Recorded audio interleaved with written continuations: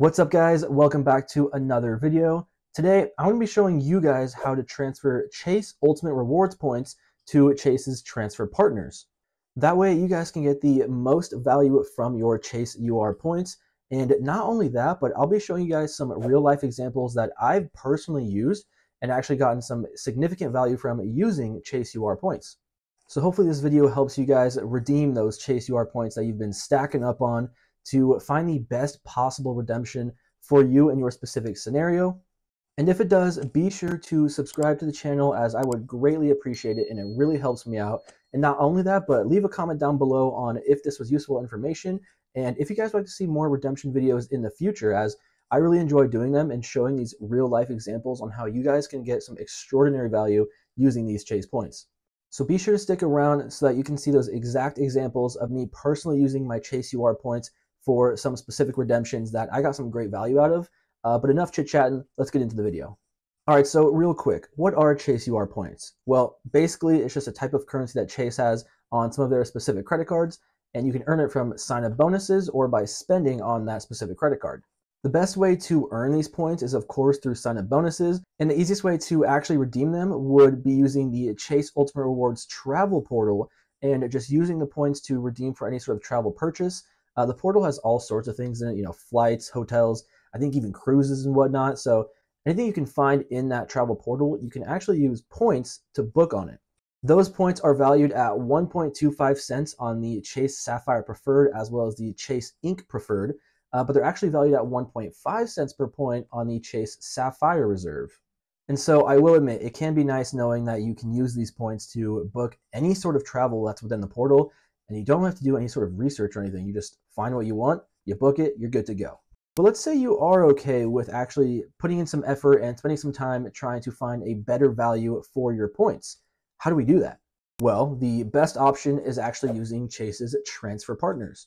Chase has plenty of transfer partners, and what's nice with them is every single partner they have is a 1-to-1 ratio when it comes to transferring points. So one Chase UR point equals 1 point in said transfer partner.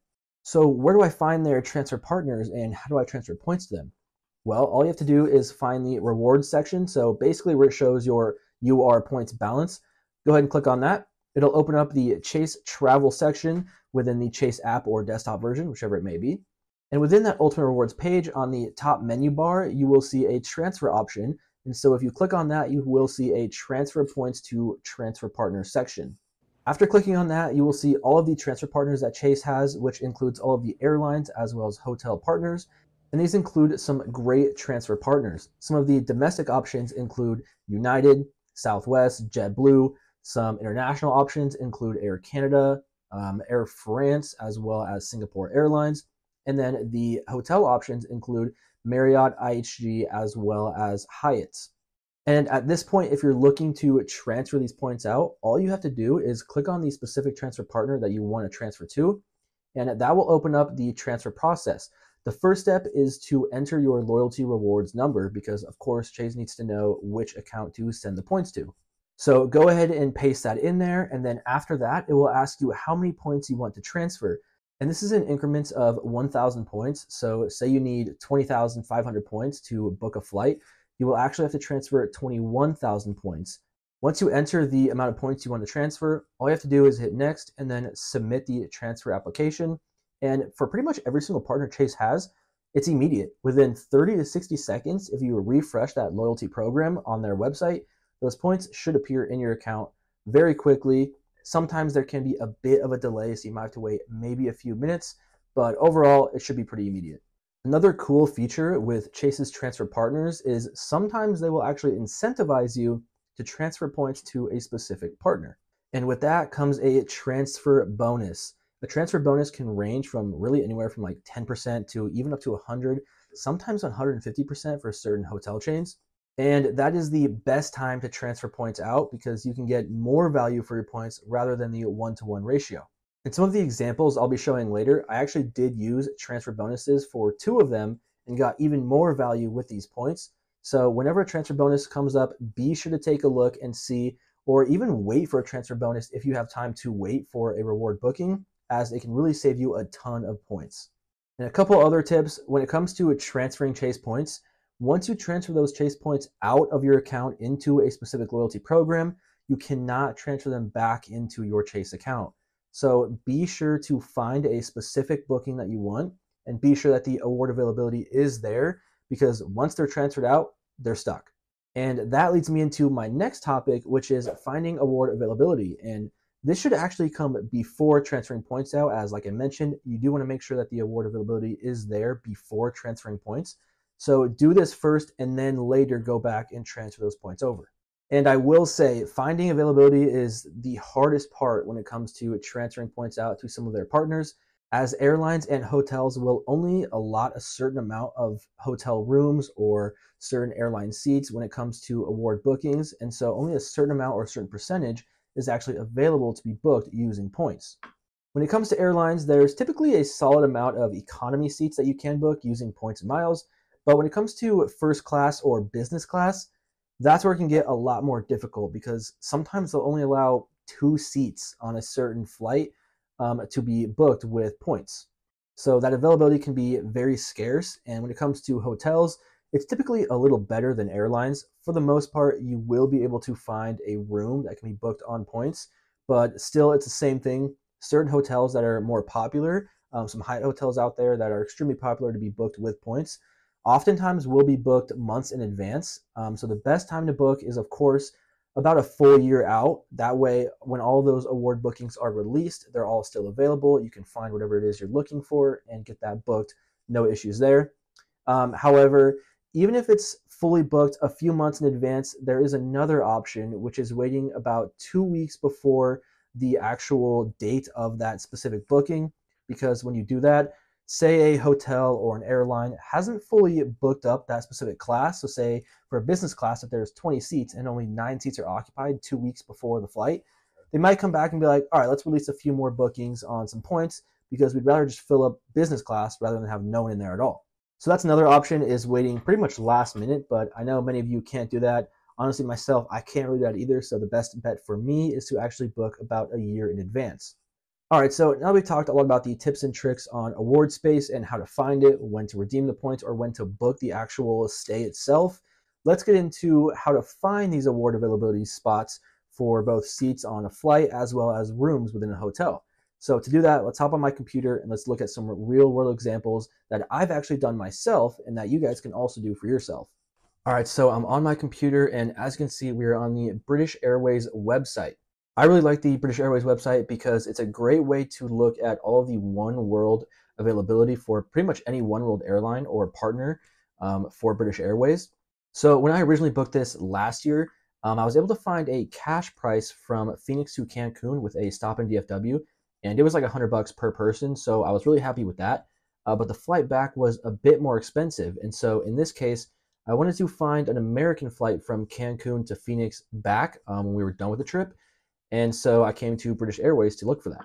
All right, so to search on British Airways, you just go over to book and book a flight with Avios, and you do need to be signed in for this. So be sure to either create an account or log into your existing account.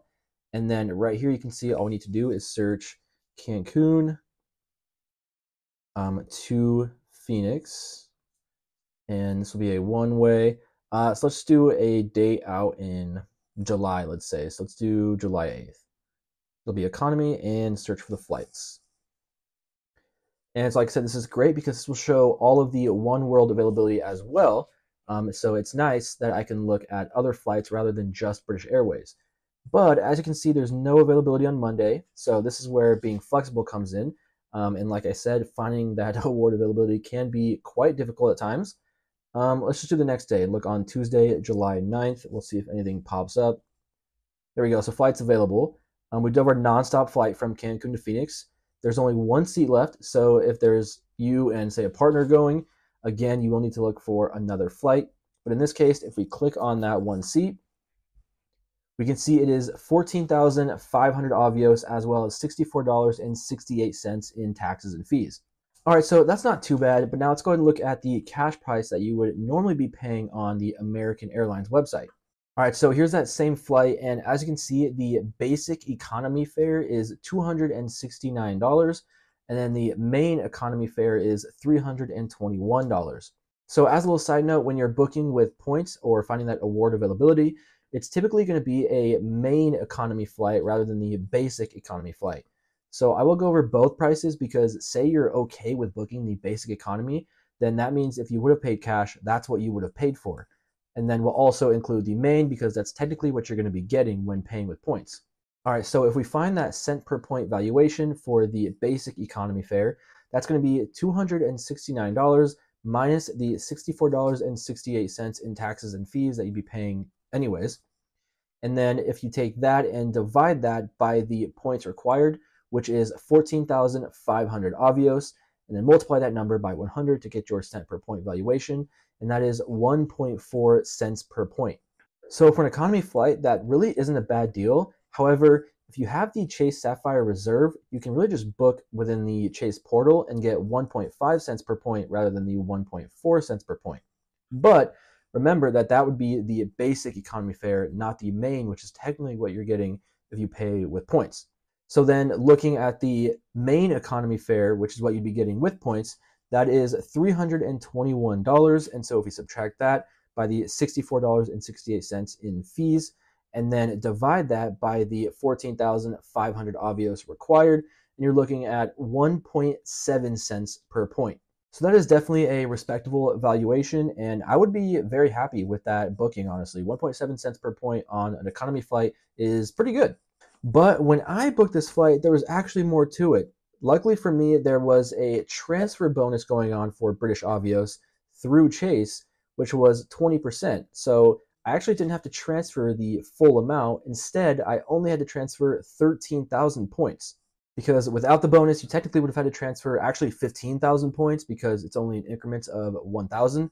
But in this case, I can only transfer 13,000 and I would have enough to cover that booking. And so again, using the cent per point valuation, that actually would be 1.6 cents on the basic economy fare, or it would be 2 cents per point on the main economy fare. Now, those valuations, especially the main economy valuation, is actually really good for an economy fare. I mean, 2 cents per point, I'm taking that. All right, so now that we have our flights covered, let's look for a hotel in Cancun. So I'm on the Hyatt website now. The reason I went to Hyatt is because that is one of the best hotel partners when it comes to a loyalty program as well as loyalty points, which is specific to Chase or technically built as well. But in this case, we're talking about Chase. And so if we go ahead and type in Cancun, there we go.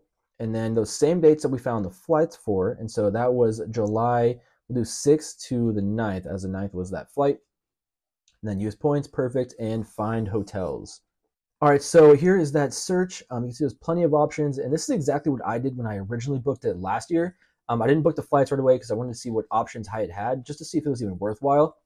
And as you can see, there's plenty of options over here on the map. And so looking at Hyatt Zilara Cancun, that's definitely a popular one.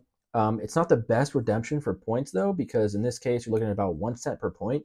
And for Hyatt, that's actually kind of bad because Hyatt is typically known for 1.5 to even 2 cents per point. And so scrolling down, we do have Hyatt Ziva Cancun. This is another popular one. This is a little bit better. It comes at about 1.5 cents per point. But what I actually ended up booking was Secrets Moshe, which is right here, Playa del Carmen.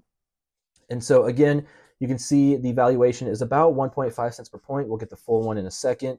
But yeah, I saw this one. I saw the reviews, and this is something I really wanted to look into. And I was like, we have the flight possibilities. Now we have the hotel possibility here with Hyatt. And so yeah, looking at the cent per point valuation, again, we'll take that price of $612 per night. And when it comes to a hotel, there really is no additional expense, which is really nice. And so in that case, it's just dividing by the points, which is 40,000 points. And that comes out to a 1.53 cent per point valuation, which for Hyatt is pretty standard, nothing too crazy, but I will definitely take that. I think when I booked it, it was actually 35,000 points.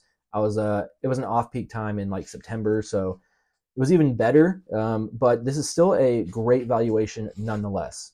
But one of the things with Hyatt is they will show the points per night and the cash price, but that doesn't mean that there's availability. So always click on it. So I'm going to click on view rates, and we'll see what pops up here just to make sure that there is availability.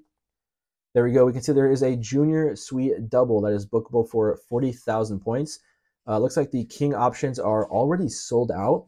So again, be flexible if you want that king, but you can book a double for the 40,000 points as advertised. All right, so that was a trip I took last year to Cancun. It showed the flight as well as the hotel option. But another one I actually recently booked and will be going on later this year is going to Asia using points. And so my favorite place for specifically Asia, but honestly Air Canada can be used for plenty different places as well as airlines. But yeah, Air Canada or Aeroplan is a fantastic place to look for different award availability spots. So what I'm going to do is scroll down here. It's going to be a one-way, and I'm actually going to be flying from LAX because there are plenty more options from LA. I would always choose one of the major airports, and so in this case, I will have to take a positioning flight to LA, but that's a quick 1 hour flight. It shouldn't be too expensive. And then we're going to type in Tokyo, and we'll do all of Tokyo and book with Aeroplan points. Select that. And then for the travel dates, as I mentioned earlier, the best way to book a business class flight is actually going out a full year in advance. So in this case, I'm going to click on the farthest possible date I can look at, which is February 8th of 2025. So I'm going to select that and search for the flight. All right, so here are those flight options. We can scroll down, we can filter it or sort it by business class, and we can see there's a few options for 75,000 and as well as a few for 87,500. But these all have stops, and there really aren't too many options, just two different airlines.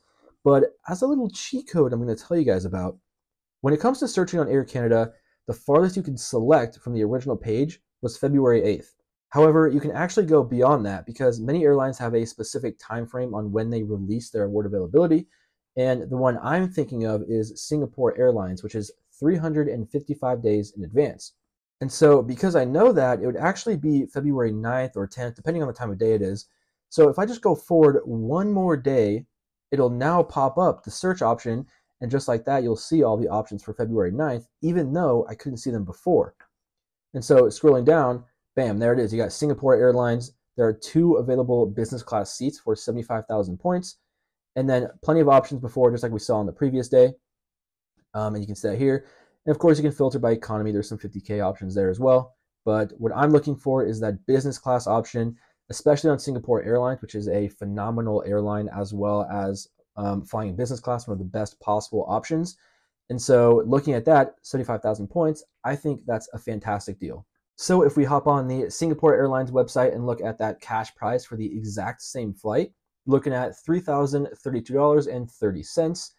And so if we take that cent per point valuation, it'll be the 3,000 minus the $77 in Canadian dollars actually, but if you convert that to USD, it's about $56. So subtract that and then divide that by the amount of points needed, which is 75,000 points, multiply it by 100, and you're going to get 3.97 cents per point. Now that is a phenomenal deal, and you can totally see where the value comes from here. Using points for business or first class is a great way to get some really high value using those Chase points. And then once again, I was actually able to book this using another transfer bonus.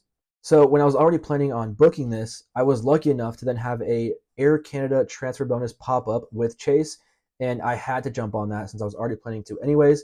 And that allowed me to only use 63,000 points because it was a 20% bonus. And that increased the cent per point valuation to 4.72, which is even better.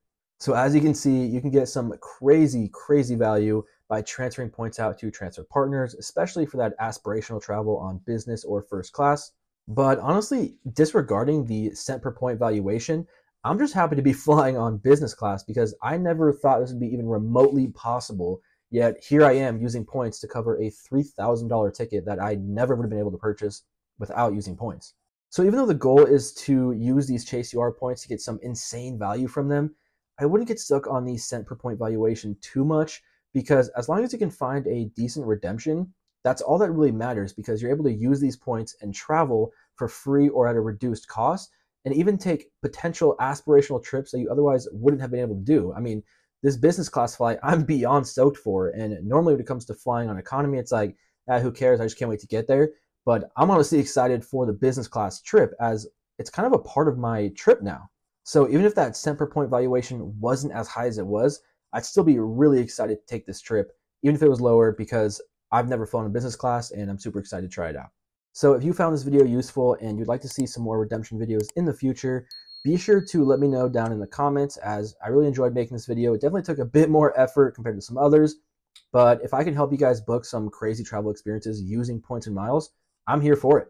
But anyways, that's all I got for you today. So be sure to check out one of the other videos on the screen if you haven't seen them yet. One of them being actually how I booked a trip to Hawaii completely on points. So it was basically a free trip. So check that out if you haven't, and subscribe to the channel, and I will catch you guys in the next one.